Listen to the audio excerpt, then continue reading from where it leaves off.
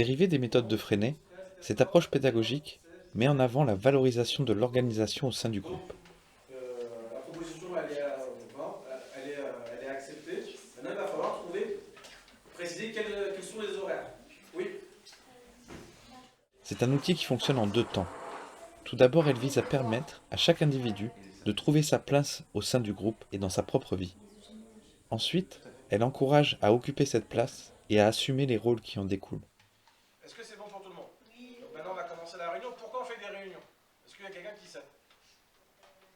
Ouais.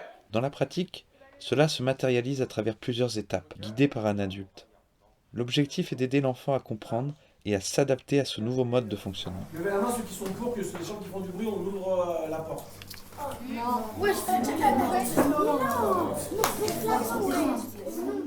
Au sein de cette organisation, un ordre du jour est établi en collaboration entre les enfants et les adultes. Lors des rassemblements, une personne désignée sous le nom d'animateur ou d'animatrice expose les points inscrits à l'ordre du jour. Il favorise les échanges et guide les prises de décision. Les discussions débutent en petits groupes pour faciliter l'expression. Et au fur et à mesure, l'implication de l'adulte s'estompe. Vous voyez les bacs où il y a le linge sale, ou le linge propre, et ben on va mettre des numéros parce que... Ces réunions sont obligatoires dans la première phase du séjour, afin d'aider à la compréhension des règles et de la vie au sein de la collectivité. Ensuite, selon le groupe, cette obligation s'atténue progressivement, mais l'application des décisions reste en vigueur, et ce que l'on participe ou non aux réunions.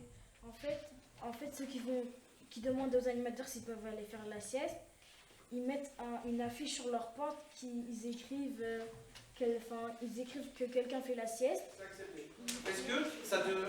Est-ce que Fatima, tu pourras créer 6 petits écriteaux je me repose, ne pas faire pas de bruit? Quand on est dans nos chambres, on peut dire à tout le monde de toquer. Qui est pour qu'on soit obligé de toquer Avant les prénoms, ça réveille les gens encore plus. Et ou atelier ping-pong. Qui vote pour ça? Moi je lève la main. Les répercussions sont significatives, aussi bien pour l'enfant que pour l'adulte. Participer à l'élaboration et à la prise de décision concernant une règle facilite sa mise en pratique. Cette démarche suscite l'intérêt et favorise la compréhension. De plus, elle renforce la prise de conscience de l'impact individuel sur sa propre vie, contribuant ainsi à renforcer l'estime de soi. Contribuer à la construction du monde transforme notre perception de celui-ci, offrant une nouvelle perspective sur notre environnement.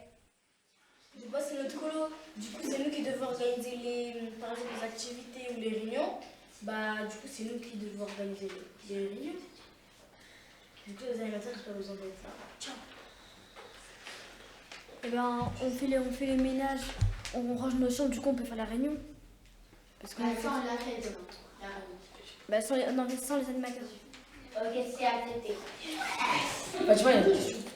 On demande si les animateurs sont pas là, on ne peut pas laisser juste un animateur. Parce qu'après on va tous parler et on va pas s'entendre. Qui va faire cette